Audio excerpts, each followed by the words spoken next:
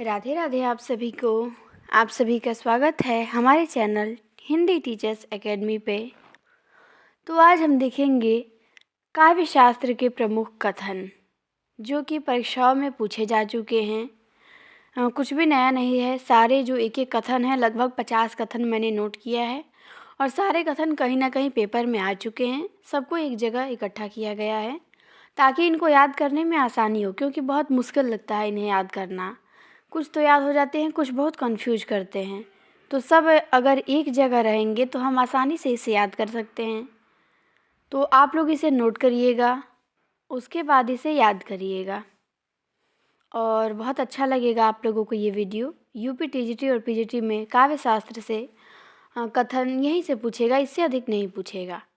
ठीक, तो पेपर को ध्यान में रखते हुए इसे हमें याद कर लेना है। तो स्टार्ट करते हैं हम।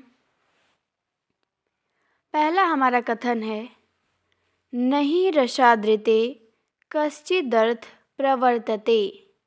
नहि रसादृते कश्चिदर्थ प्रवर्तते। किसका कथन है ये? तो भरत मुनि का है। ठीक, कथन का या फिर पंक्ति का कोई एक जो है हम वर्ड पकड़ लेंगे और उसी से हम पहचान लेंगे कि ये भरत मुनि का है। तो रसादृते, रसादृते पे हमें ध्यान देना है। ठीक, कि रसादृते आएगा तो भरत मुनि। नहीं रसादृते कश्चिदर्थ प्रवर्तते, किसका कथन है? तो ये कथन भरत मुनि का है। ठीक, चलिए आगे देखते हैं। दूसरा है हमारा, शब्दार्थो तय शरीरम रस आत्मा। दूसरा कथन है, शब्दार्थो तय शरीरम रस आत्मा। ये किसका कथन है? तो ये राजशेखर का है। तो हमें ध्यान देना है कि जब शब्दार्थो तय आएगा, क्या आएगा? शब्दार्थो तय, तब हम कहेंगे कि ये जो पंक्ति है राजशेखर की है। रसादृते आएगा तो भरत मुनि और शब्दार्थो तय शरीरम रसात्मा ये राजशेखर का है। तो हमें तय पे ध्यान देना है। ठीक, चलिए आगे देखते हैं। तीसरा नंबर का, तीसरा है हमारा, प्रज्ञा नवोन्मेषालिनी प्रतिभा मता। प्रज्ञा नवोन्मेषालिनी प्रतिभा मता, ये किसका है? तो ये है भट्टतौत का। ये ध्यान देना है, प्रज्ञा नवोन्मेषालिनी प्रतिभा मता किसका है? तो भट्टतौत का है। तो हमें प्रज्ञा पे ध्यान देना है, प्रज्ञा नवोन्मेषालिनी। ठीक, प्रज्ञा नवोन्मेषालिनी पे ध्यान देंगे, किसका है? तो भट्टतौत का है। आगे आता है 4 नंबर का कथन जो कि वेरी मोस्ट है। 4 नंबर में क्या है? 4 नंबर में है, सहसा सर्वत्र वक्रोक्ति। सहसा सर्वत्र वक्रोक्ति, ये भामह का कथन है। किसका है? तो भामह का है। वक्रोक्ति देख के घबरा नहीं जाना है। ये ध्यान देना है कि जब सहसा सर्वत्र वक्रोक्ति आएगा तो हम भामह को लगाएंगे। ठीक, सहसा सर्वत्र वक्रोक्ति किसका है? तो भामह का है। आगे बढ़ते हैं 5 नंबर पे। 5 नंबर पे हमारा है, इष्टाभिधेय वक्रोक्तिरिष्टा वाचामलंकृति। इष्टाभिधेय वक्रोक्तिरिष्टा वाचामलंकृति, ये भी किसका कथन है? तो ये भी भामह का है। तो इस पे हम ध्यान देंगे वक्रोक्तिरिष्टा पे। ठीक, कि वक्रोक्तिरिष्टा आ जाएगा तो भामह की पंक्ति है। ऊपर था सहसा सर्वत्र वक्रोक्ति और यहाँ है इष्टाभिधेय वक्रोक्तिरिष्टा वाचामलंकृति, तो यहाँ भी भामह की है। आगे आता है 6 नंबर का। 6 नंबर में हमारा कथन है कि शब्दार्थ योथात् सहभावे विद्या साहित्य विद्या। ये भी बहुत मोस्ट है, राजशेखर का ये है। क्या है राजशेखर का कथन? शब्दार्थ योथात् सहभावे विद्या साहित्य विद्या। तो विद्या साहित्य विद्या पे ध्यान देना है कि जब विद्या साहित्य विद्या आएगा तो हम राजशेखर बताएंगे। किसका बताएंगे? राजशेखर का। विद्या साहित्य विद्या राजशेखर।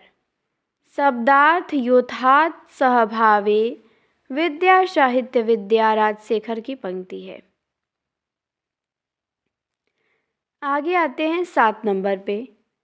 7 नंबर में हमारा दिया है कथन, मुख्यार्थ बाधे तद्योगे रूढ़ियोत प्रयोजनात्। ये किसका है?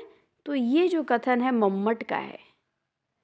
मुख्यार्थ बाधे तद्योगे रूढ़ितोत प्रयोजनात्। तो हमें ध्यान देना है यहाँ पे मुख्यार्थ बाधे पर, कि जब मुख्यार्थ बाधे आएगा, मुख्यार्थ में बाधा की बात आएगा तो मम्मट किए हैं ये बात। ठीक, मुख्यार्थ बाधे तद्योगे रूढ़ियोत प्रयोजनात् किसने किया है? तो ये मम्मट का कथन है, तो इसे आपको ध्यान देना है। अगला है हमारा 8 नंबर का। 8 नंबर में क्या है?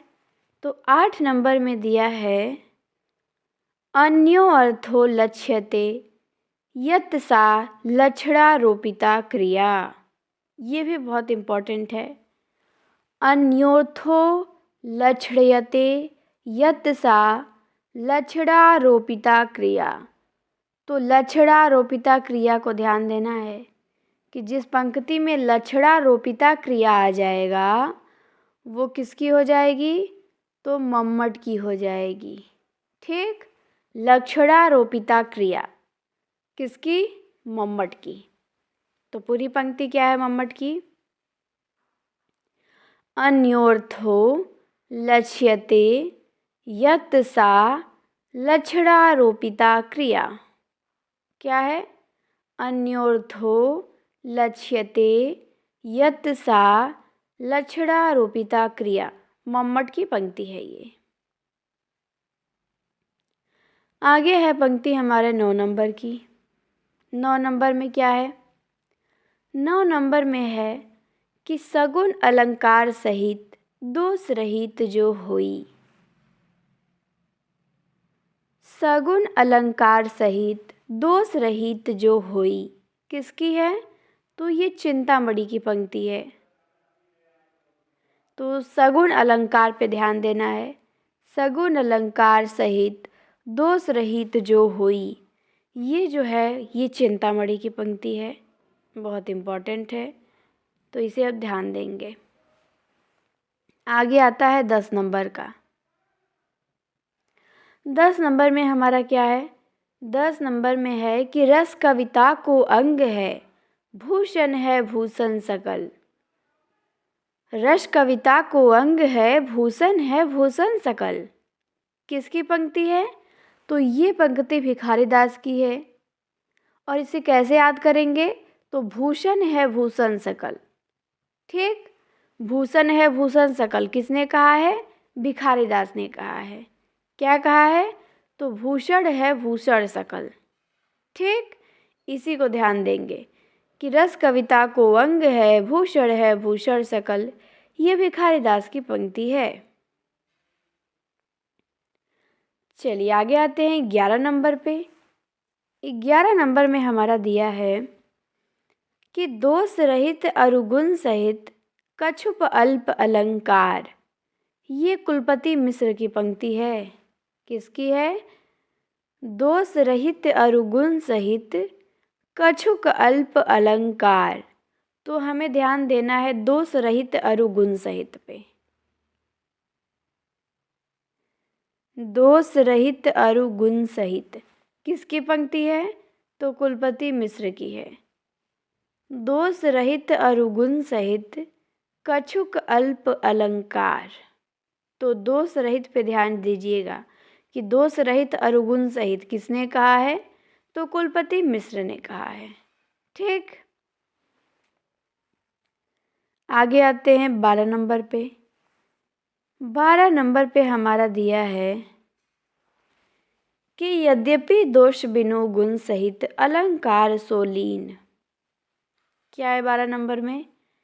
कि यद्यपि दोष बिनु गुण सहित अलंकार सोलीन। ये श्रीपति की पंक्ति है। किसकी है? तो श्रीपति की है।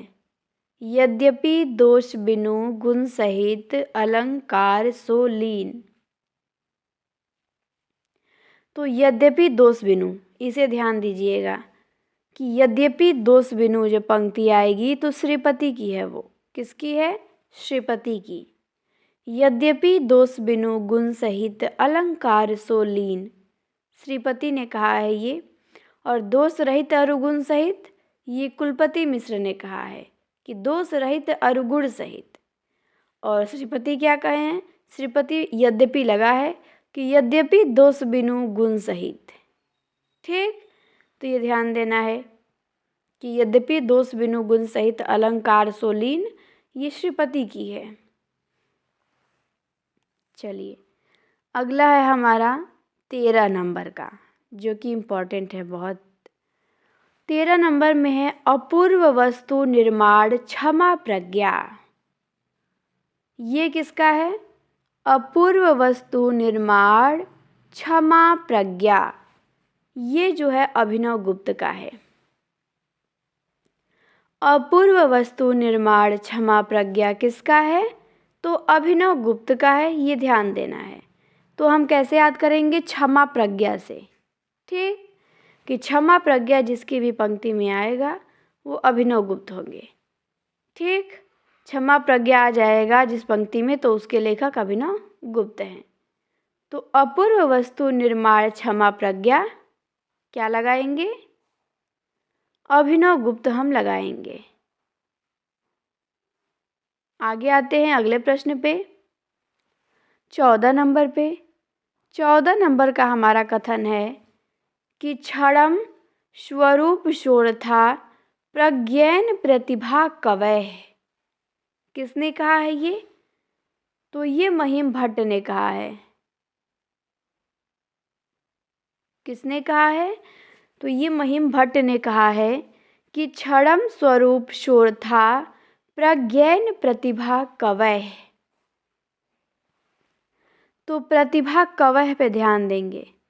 प्रतिभा कवय, प्रज्ञेन प्रतिभा कवय किसने कहा है? तो महिम भट्ट ने कहा है कि क्षणम स्वरूप शोरथा प्रज्ञेन प्रतिभा कवय।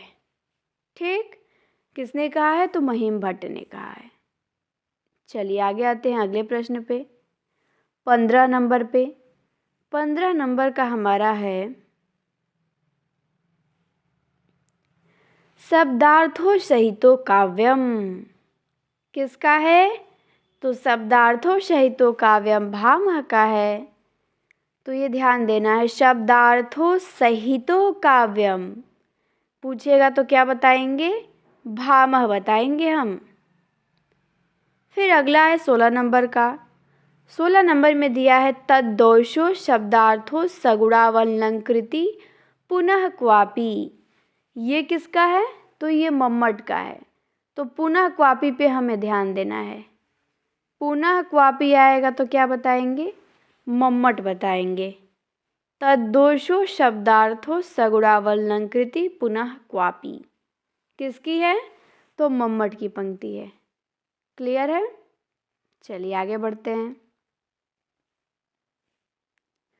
17 नंबर में वाक्यम रसात्मक काव्यम। वाक्यम रसात्मक काव्यम किसका है? तो ये है विश्वनाथ का। ठीक, वाक्यम रसात्मक काव्यम ये जो कथन है विश्वनाथ का है। आगे आते हैं 18 नंबर पे। 18 नंबर पे है रमणीयार्थ प्रतिपादक शब्द काव्यम। क्या है? रमणीयार्थ प्रतिपादक शब्द काव्यम। तो रमणीयार्थ पे हमें ध्यान देना है कि रमणीयार्थ जब आएगा तो हम जगन्नाथ को बताएंगे। किस पे ध्यान देना है? रमणीयार्थ पे। रमणीयार्थ प्रतिपादक शब्द काव्यम। ठीक है, चलिए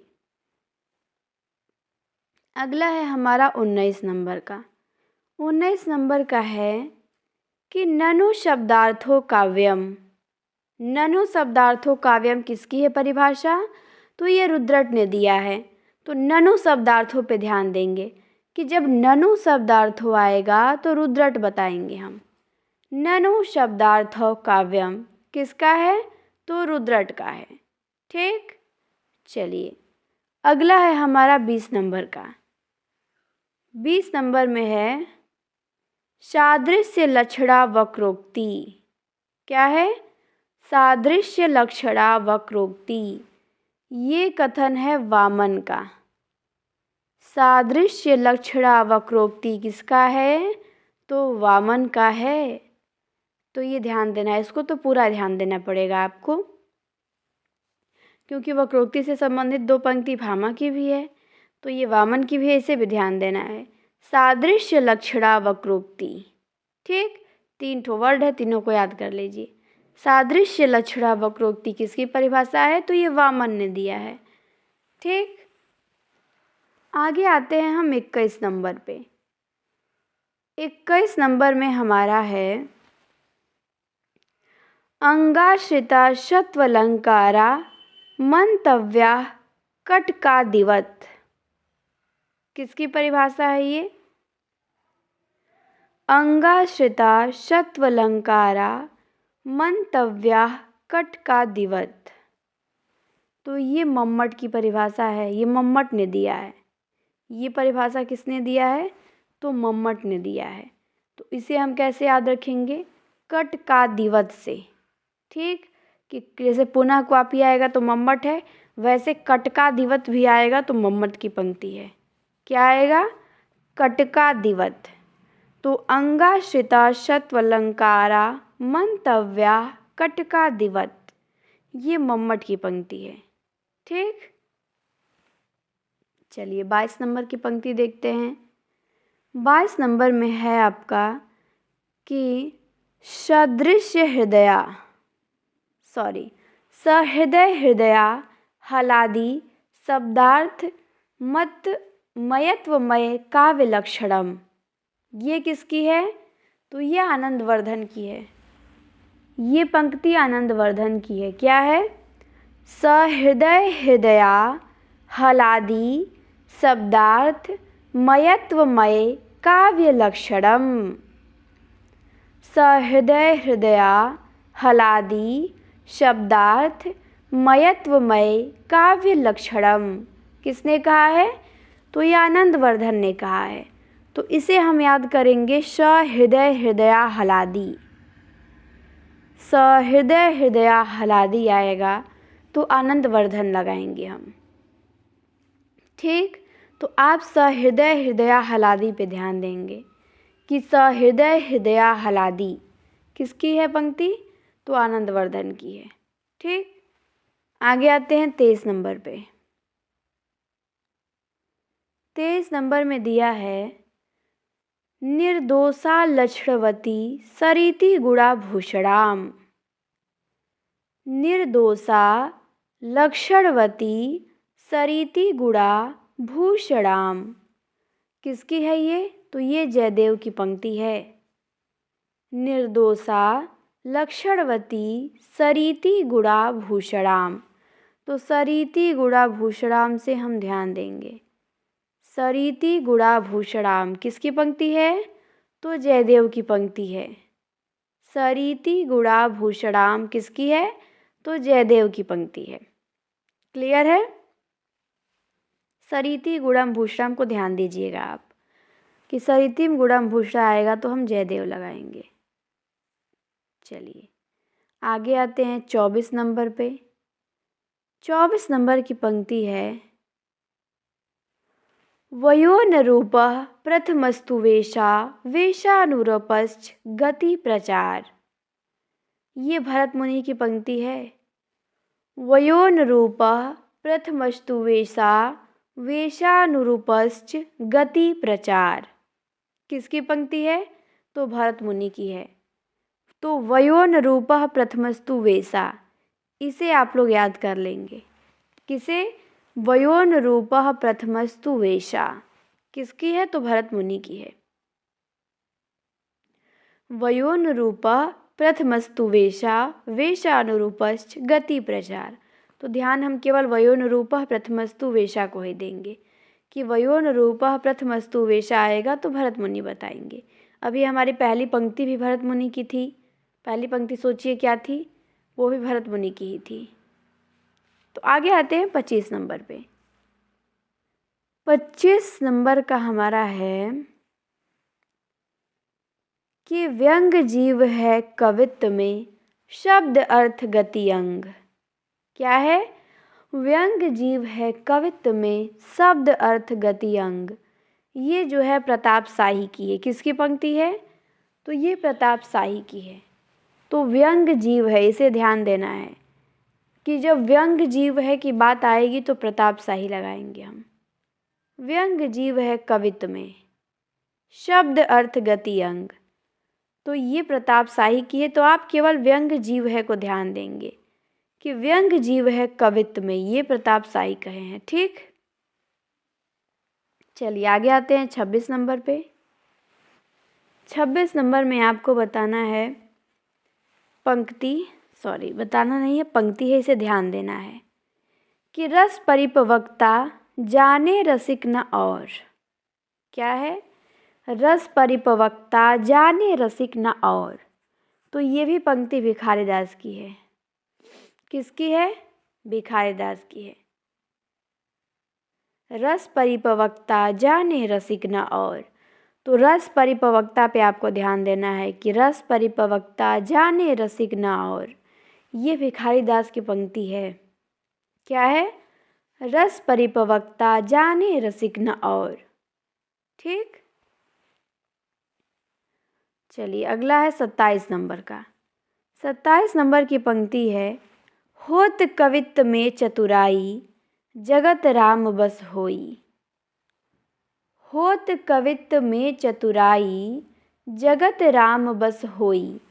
ये कुलपति मिश्र की पंक्ति है। किसकी पंक्ति है? तो कुलपति मिश्र की है कि होत कवित्व में चतुराई, जगत राम बस होई। ठीक, तो व्यंग जीव है कवित्व में प्रताप शाही की है और होत कवित्व में चतुराई कुलपति मिश्र की है। तो होत कवित्व में चतुराई आपको ध्यान देना है। क्या ध्यान देना है? होत कवित्व में चतुराई, ये कुलपति मिश्र की पंक्ति है। ठीक है, होत कवित्व में चतुराई कुलपति मिश्र ये कहे हैं। आगे आते हैं 28 नंबर का, जो ही बहुत मोस्ट है और याद भी बहुत आसानी से हो जाता है। ये 28 नंबर का ये पंक्ति है, काव्यशयात्मा ध्वनि रीति बुधैर्य। काव्यशयात्मा ध्वनि रीति बुधैर्य किसकी है? तो आनंदवर्धन की है। काव्यशयात्मा ध्वनि रीति बुधैर्य, ये किसकी पंक्ति है? तो आनंदवर्धन की पंक्ति है। ये ध्यान देना है। काव्यशयात्मा ध्वनि रीति बुधैर्य। ठीक, तो ध्वनि रीति पे हम फोकस करेंगे। किस पे? ध्वनि रीति पे, कि ध्वनि रीति बुधैर्य आएगा तो वो पंक्ति आनंदवर्धन की है। क्या आएगा? ध्वनि रीति बुधैर्य किसकी है? तो आनंदवर्धन की है। अगला है 29 नंबर का। 29 नंबर का है कि शक्ति निपुणता लोकशास्त्र काव्याद्य वीक्षणात्। ये किसकी पंक्ति है? तो मम्मट की है। तो इसे बिल्कुल आसानी से याद हो जाता है। शक्ति निपुणता पे आप फोकस करेंगे। किस पे? शक्ति निपुणता पे, कि शक्ति निपुणता मम्मट की पंक्ति में आया है। शक्ति निपुणता लोकशास्त्र काव्याद्य वीक्षणात्, मम्मट का ये कथन है। ठीक, तो शक्ति निपुणता पे फोकस करेंगे।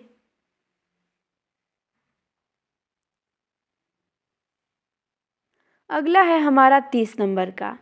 30 नंबर का है वक्रोक्ति काव्य जीवितम। किसका है? वक्रोक्ति काव्य जीवितम। तो ये कुंतक का कथन है। वक्रोक्ति काव्य जीवितम किसने कहा है? तो कुंतक का बहुत ही प्रसिद्ध कथन है। ये तो सबको याद होता ही है और इसे याद रखना भी जरूरी है। वक्रोक्ति काव्य जीवितम कुंतक का। अगला है 31 नंबर का कि काव्यम यथशेष अर्थ कृते व्यवहार विदे शिवेतर क्षतये। काव्यम यथस्य अर्थकृते व्यवहार विदे शिवेतर क्षतये। तो व्यवहार विदे शिवेतर क्षतये पे ध्यान देना है। ये किसकी पंक्ति है? तो ये मम्मट की पंक्ति है, ये ध्यान दीजिए। व्यवहार विदे शिवेतर क्षतये। व्यवहार विदे शिवेतर क्षतये किसकी है? तो मम्मट की पंक्ति है ये। तो व्यवहार विदे पे आप फोकस करेंगे। व्यवहार विदे या फिर शिवेतर क्षतये, दोनों में से किसी भी एक को पकड़ लेंगे ना तो पंक्ति सही हो जाएगी। कि शिवेतर क्षतये मम्मट की पंक्ति में आया है, व्यवहार विदे मम्मट की पंक्ति में आया है, तो सही हो जाएगा। अगला है हमारा 32 नंबर का कि धर्मार्थ काम मोक्षेषु वैचिश्रव्यम कलासु च। धर्मार्थ काम मोक्षेषु वैचिश्रव्यम कलासु च। ये भामा कब है? तो कलासु च पे फोकस करेंगे। कलासु च आएगा पंक्ति के अंत में, तो भामा की पंक्ति है। धर्मार्थ काम मोक्षेषु वैचिश्रव्यम कलासु च, भामा। नेक्स्ट है हमारा 33 नंबर का करोति कीर्ति प्रीति च साधु काव्यम निवेशनम। किसकी है? तो भामा की है। क्या पंक्ति है? करोति कीर्ति प्रीति च साधु काव्यम निवेशनम। तो करोति कीर्ति प्रीति च या फिर कीर्ति प्रीति च पे ध्यान दीजिए। कीर्ति प्रीति च किसकी पंक्ति में है? तो भामा की है। करोति कीर्ति प्रीति च साधु काव्यम निवेशनम कौन कहता है? तो भामा कहते हैं। तो आपको यहाँ ध्यान देना है कीर्ति प्रीति च पे। ठीक, बहुत बढ़िया। अच्छे से आप लोग इसे याद कर लीजिएगा, बिल्कुल नोट करिएगा, याद हो जाएगा। अब आते हैं हम 34 नंबर पे। 34 नंबर में आपको बताना है अर्थवैमल्यम प्रसादः। अर्थवैमल्यम प्रसादः ये किसने कहा है? तो ये वामन का कथन है। अर्थवैमल्यम ध्यान देंगे। अर्थवैमल्यम प्रसादः कौन कहा है? तो वामन ने कहा है। अर्थवैमल्यम प्रसादः, ठीक है। अर्थवैमल्यम प्रसादः वामन का है। अगला है 35 नंबर का हमारा कि न कांतमपि निर्भुषम विभाति वनिता मुखम। न कांतमपि निर्भुषम विभाति वनिता मुखम। तो ये भामा ने कहा है। तो ये कैसे पकड़ेंगे? निर्भूषम से पकड़ेंगे। ठीक, निर्भूषम से पकड़ेंगे कि निर्भूषम आया है पंक्ति में तो भामा का है। एक एक शब्द को ही पकड़ा जाता है। ठीक, पूरी पंक्ति न याद हो कोई बात नहीं, लेकिन एक शब्द उस लेखक से रिलेटेड होना चाहिए जो हमें बिल्कुल पकड़ रहे। कि जैसे व्यवहार विदे आएगा तो मम्मट का होगा, कलासु च आएगा तो भामा का होगा, निर्भूषम आएगा तो भामा का होगा। इतनी पकड़ होनी चाहिए बिल्कुल। तो न कांतमपि निर्भूषम विभाति वनिता मुखम, भामा का है ये।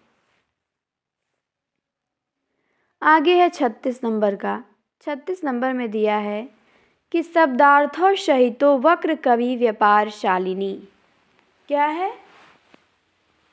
शब्दार्थों सहितो वक्र कवि व्यापार शालिनी किसका है ये? तो कुंतक का है। तो इसे हम पकड़ेंगे वक्र कवि व्यापार शालिनी। ठीक, शब्दार्थों सहितो वक्र कवि व्यापार शालिनी। तो वक्र से ध्यान देना है। वक्र से पकड़ेंगे कुंतक, क्योंकि वक्रोक्ति संप्रदाय के प्रवर्तक कुंतक हैं, तो हम वक्र से पकड़ लेंगे। ठीक, कि वक्र आया है तो कुंतक होंगे। शब्दार्थों सहितो वक्र कवि व्यापार शालिनी किसकी है? तो कुंतक की पंक्ति है। अगला आता है 37 नंबर में हमारा सुख दुख खात्म कोरसः। किसकी है? तो रामचंद्र घुड़चंद्र की पंक्ति है। सुख दुख खात्म कोरसः। सुख दुख खात्म कोरसः किसकी है? तो रामचंद्र घुड़चंद्र की पंक्ति है ये। तो इसे तो ध्यान ही देना है बिल्कुल। ठीक, और ये तो याद कर लेना है, सुख दुख आत्म कोरस कौन कहा है? तो रामचंद्र गौरचंद्र ने कहा है। अगला है हमारा 38 नंबर का, काव्य शोभाय कर्तारो धर्मा गुणा। काव्य शोभाय कर्तारो धर्मा गुणा किसका है? तो वामन का है। क्या ध्यान देना है? तो कर्तारो ध्यान देना है। कर्तारो, कर्तारो आएगा तो वामन। काव्य शोभाय कर्तारो धर्मा गुणा किसका है? तो वामन का है। चलिए आगे बढ़ते हैं 39 नंबर पे। 39 नंबर का है हमारा कि ओज सम्मास भूयसत्वम।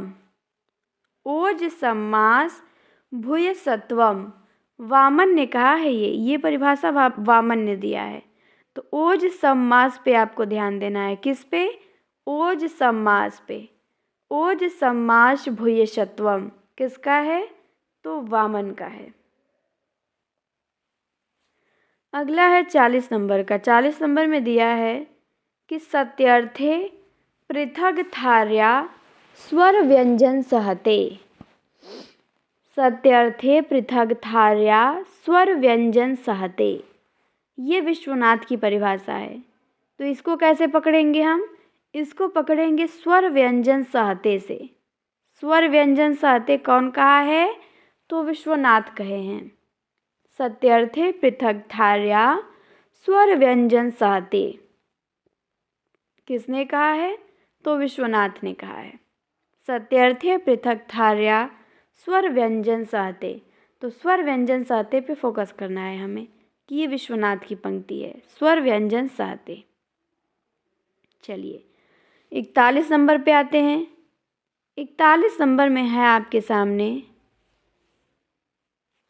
तृतीयम मिदम व्याप्रियते शक्ति व्युत्पत्ति अभ्यासः। तृतीयम मिदम व्याप्रियते शक्ति व्युत्पत्ति अभ्यासः किसकी है? तो मम्मट की है। तो अभी शक्ति निपुणता भी आया था मम्मट की पंक्ति में, और यहाँ पे शक्ति व्युत्पत्ति अभ्यासः भी आ गया। इससे भी पकड़ सकते हैं, या फिर तृतीयम मिदम से भी मैं पकड़ लेती हूँ। तृतीयम मिदम से भी पकड़ सकते हैं कि तृतीयम मिदम भी मम्मट की पंक्ति में आया है, और शक्ति निपुणता भी है, शक्ति व्युत्पत्ति अभ्यासः भी है। तो आप चाहे तो शक्ति व्युत्पत्ति अभ्यास से भी पकड़ सकते हैं मम्मट। तो तृतीयम मिदम व्याप्रियते शक्ति व्युत्पत्ति अभ्यास किसका है? तो मम्मट का है। अगला है 42 नंबर में। 42 नंबर में क्या है? तो 42 नंबर में है रसौ वै सः। रसौ वै सः ये विश्वनाथ का है। ठीक, किसका है? तो विश्वनाथ का है, रसौ वै सः। तो ये ध्यान देंगे, छोटी सी ये तो पंक्ति है, इसे तो याद कर जाना है।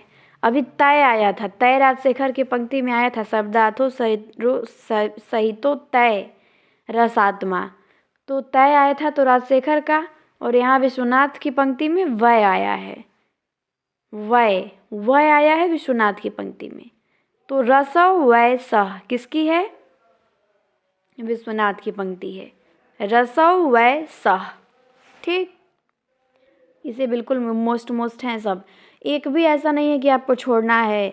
50 मैंने लिखा है, 50 रट जाना है। ठीक, और ज़्यादा नहीं है ये भाई। अगर सोचिए 85 में से आपके पेपर में मिल जाए तो ज़्यादा है?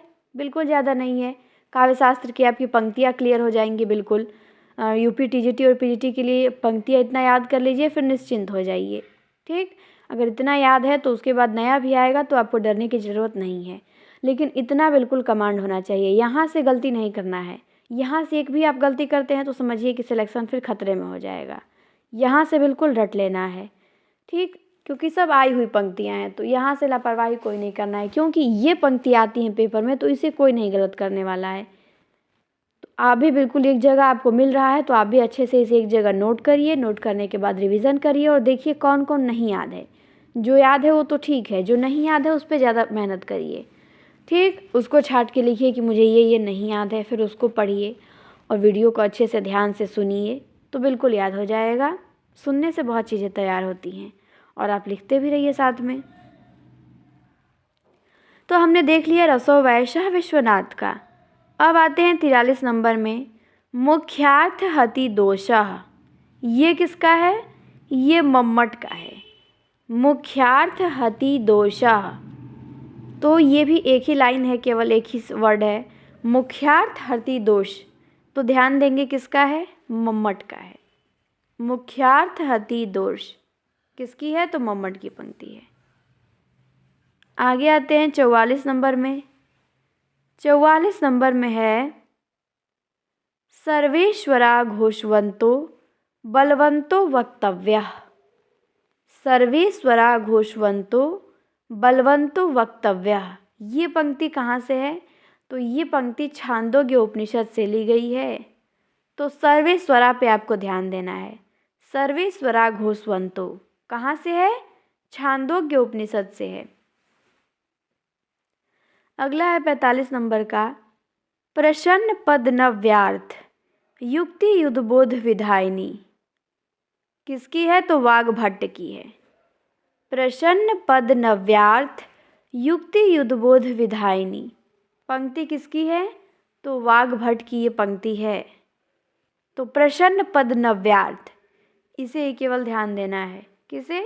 प्रसन्न पद नव्यार्थ वाग्भट्ट की। अगला आता है 46 नंबर का कथन। 46 नंबर में है, न धर्म वृद्धेषु वयः समिच्यते। ये संस्कृत साहित्य से आ गया, कालिदास का। न धर्म वृद्धेषु वयः समिच्यते किसने कहा है? तो ये कालिदास ने कहा है। ठीक, न धर्म वृद्धेषु वयः समिच्यते, ये कालिदास की कथन है। आगे है 47 नंबर का। 47 नंबर में है ये मम्मट का कथन, और यहाँ पे है आपका शक्ति कवित्व बीज रूपः संस्कार विशेषः। क्या है मम्मट का? शक्ति कवित्व बीज रूपः संस्कार विशेषः, मम्मट का ये कथन है। शक्ति कवित्व बीज रूपः संस्कार विशेषः, तो ये ध्यान देना है। अभी हमने देखा मम्मट की पंक्ति में आया था शक्ति निपुणता आया था, शक्ति व्युत्पत्ति अभ्यास आया था, और यहाँ पे शक्ति कवित्व आ गया, तो ये भी ध्यान देना है। शक्ति कवित्व बीज रूप संस्कार विशेषा। जब एक लेखक की कोई कई पंक्तियाँ हमारे सामने आती है तो फिर अपने माइंड में हमें उसे रिकॉल करना है। ठीक, कि अभी एक यहाँ आई है, इससे पीछे क्या आई थी और इनकी कितनी पंक्तियाँ हैं, ऐसे अपने दिमाग में सोचते रहना है, तब जाके वो मजबूती से याद होता है। ठीक, ये नहीं कि बस जो सामने आ रहा है उसी को रटते चलें। पीछे का भी सोचना है कि इस लेखक की पंक्ति पीछे भी तो आई थी, तो वो कैसी थी, उसे कैसे मैंने पकड़ा था, उसे भी रिवीजन करते रहना है। तो शक्ति कवित्व बीज रूप संस्कार विशेषः किसका है? तो ये मम्मट का है। ठीक, चलिए आगे आते हैं 48 नंबर पे। अच्छा, 48 नंबर का कहाँ गया? लेखक का नाम मैंने नहीं लिखा है क्या? अच्छा, अभिनव गुप्त की ये पंक्ति है, प्रतिभा अपूर्व वस्तु निर्माण क्षमा प्रज्ञा किसकी है? तो ये पंक्ति अभिनव गुप्त की है, ध्यान देना है। प्रतिभा अपूर्व वस्तु निर्माण क्षमा प्रज्ञा, ये जो पंक्ति है अभिनव गुप्त की है। ठीक, 49 नंबर का है, काव्येषु नाटकम रम्यम। काव्येषु नाटकम रम्यम, ये किससे है? तो ये अभिज्ञान शाकुंतलम से है। काव्येषु नाटकम रम्यम, ये भी पंक्ति कालिदास की है और अभिज्ञान शाकुंतलम से है, तो इसे भी याद कर लीजिएगा कि काव्येषु नाटकम रम्यम। अगला है 50 नंबर का, हमारा अंतिम। ये परिभाषा है, खंड काव्यम भवेत काव्यस्यैक देशानुसारी च। किसका है? तो विश्वनाथ का है। तो कैसे पकड़ेंगे हम इसे? देशानुसारी च से। ठीक, अभी कलासु च आया था तो वो भामह का है, और देशानुसारी च आया है तो ये विश्वनाथ का है। तो ध्यान देंगे कि जब देशानुसारी च आएगा तो विश्वनाथ लगाएंगे। खंड काव्यम भवेत काव्य स्यैक देशानुसारी च, किसका है? तो विश्वनाथ का है। तो इस तरह हमने 50 काव्यशास्त्र के कथन पंक्तियों को रिवीजन किया, जो कि बहुत ही इम्पॉर्टेंट है। नए लोगों के लिए भी इम्पॉर्टेंट है, क्योंकि उन्हें बहुत कन्फ्यूजन होता है कि काव्यशास्त्र में हम कैसे पढ़ें, कहाँ से पढ़ें, ताकि हमारे प्रश्न गलत ना हो, हमारे प्रश्न टेस्ट पेपर में बढ़ें। तो हम यहीं से याद करके छोटी छोटी चीज़ें तैयार करते चलेंगे तो हमारा स्कोर बढ़ेगा। तो ये बहुत ही मोस्ट है, और जिनका पेपर है उन्हें तो बिल्कुल याद कर जाना है, यहाँ से एक भी गलत नहीं करना है, क्योंकि सारी फेमस हैं, छाटी हुई हैं। तो अब यहाँ पे क्या, यहाँ पे तो छाटना ही नहीं है कुछ। तो बिल्कुल इन 50 पंक्तियों को आप याद कर लीजिएगा, अच्छे से एकदम घोल के पी जाइएगा, इसमें से एक भी गलत नहीं होने देना है। ठीक, तो चलिए एक बार रिवीजन कर लेते हैं फटाफट। तो क्या था, पहला हमारा नहीं रसादृते कश्चिदर्थः प्रवर्तते, ये भरत मुनि का है। दूसरा है शब्दार्थो तय शरीरम रसात्मा, राजशेखर का है। तीसरा है प्रज्ञा नवोन्मेषालिनी प्रतिभा मता, ये भट्ट तौत का है। चौथा है सहसा सर्वत्र वक्रोक्ति, ये भामा का है। पांचवा है इष्टाभिधेय वक्रोक्ति रिष्टा वाचाम लंकृति, ये किसका है, तो भामा का है। छठवा है शब्दार्थ योथात्वत् स्वभावे विद्या साहित्य विद्या, तो विद्या साहित्य विद्या राजशेखर की है। फिर सातवां है मुख्यार्थ बाधे तद्योगे रूढ़ितोथ प्रयोजनात्, मम्मट का है। फिर अगला है आठवां कि अन्योर्थे लक्ष्यते यत् सा लक्षणारोपिता क्रिया, तो लक्षणारोपिता क्रिया पे ध्यान देना है, किसकी है, तो मम्मट की है।